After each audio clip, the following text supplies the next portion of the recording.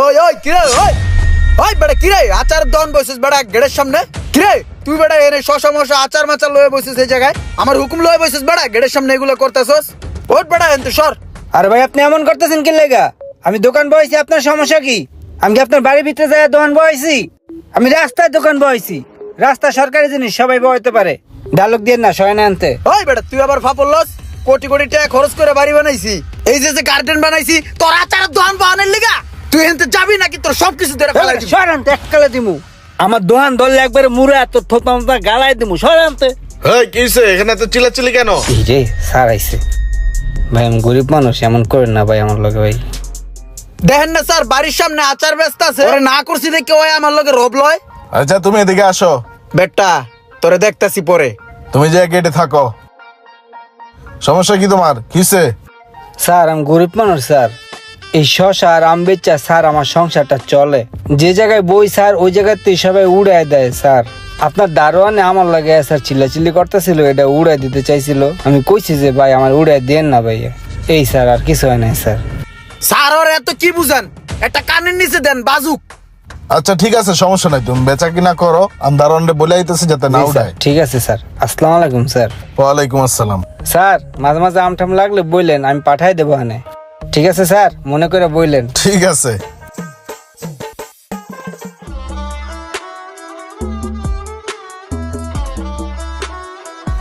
কি রে এই টাইমে গেট তালা মারা কে হয়? তো দেখি তালা মারা, কি ব্যাপার? কি করে দারোয়ান? না বড় গেটের তালাও তুই দেখি মারিকা থুয়ে দিছে, কি ব্যাপার? ঘটনা কি?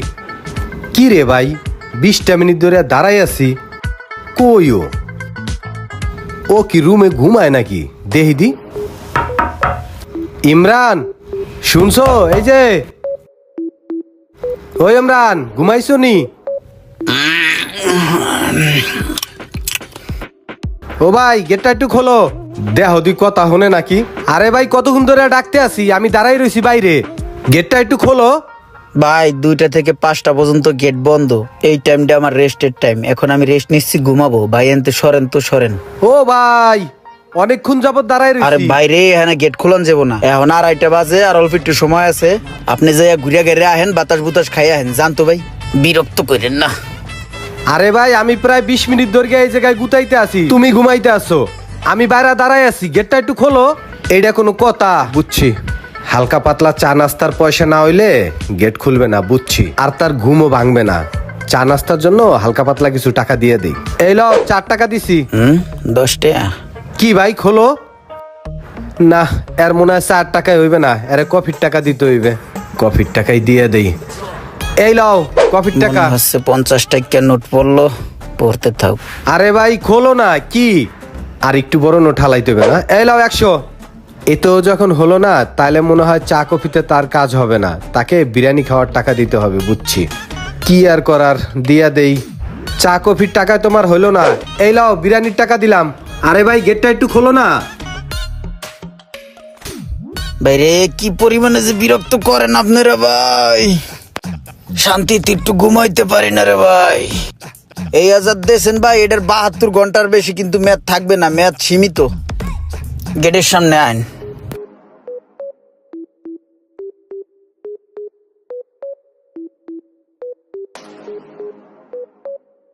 গেরাগারি বেতা করে আলাইছো, বুঝছো? ম্যাথটা একটু বাড়াইয়া দিও। নোটগুলো আর একটু বড় সাইরেন, ম্যাথ অটোমেটিক বাড়বে।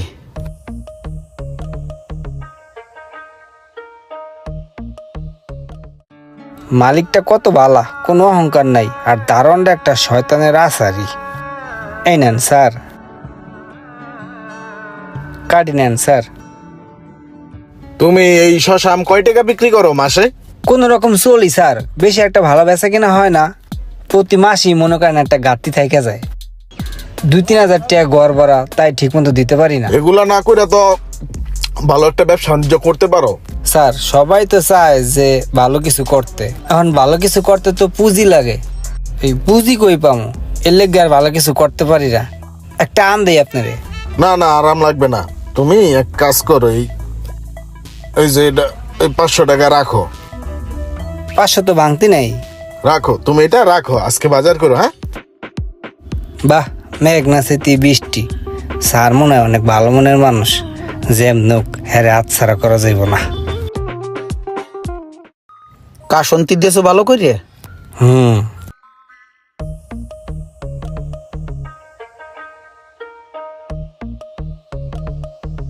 ভাই আমি জানি আপনি অনেক ভালো মানুষ, বুঝছেন? এই মাঝে মাঝে একটু রাগুর টাকা লাগে আপনি চেতাচেতি করেন, এটা কিন্তু আমি বুঝি।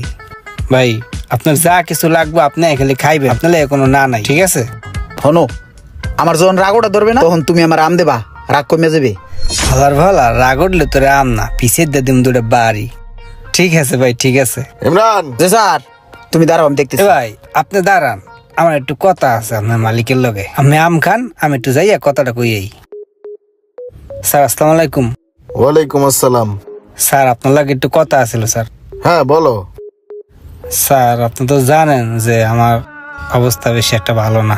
6 মাসের বাসা ওরা বাজিয়ে গেছে, বাড়িওয়ালা গুডি বুড়ি লাইট থেকে সব বাইর করে দিছে। এখন আমার 15,000 টাকা লাগে, এখন যদি উপকারটা করতেন। 15,000 টাকা না? জি স্যার, জি। এ নাও। স্যার আসসালামু আলাইকুম স্যার। স্যার আমি সময় মতো আপনাকে দিয়ে দেবো টাকাটা। ঠিক আছে, আসি স্যার, হ্যাঁ ভালো থাকবেন। সমস্যা নেই, ঠিক আছে যাও। এই তোমার গেট পাহারা দিতে কইছি স্যার, যাও তাতে যাইতেছি। টাকা যেহেতু পাইলাম তাহলে আমি শোষা বিচার করবো কি, আসবো বাইরে জিজ্ঞা, বাইরে যেয়ে বউর একটু সময় দিই।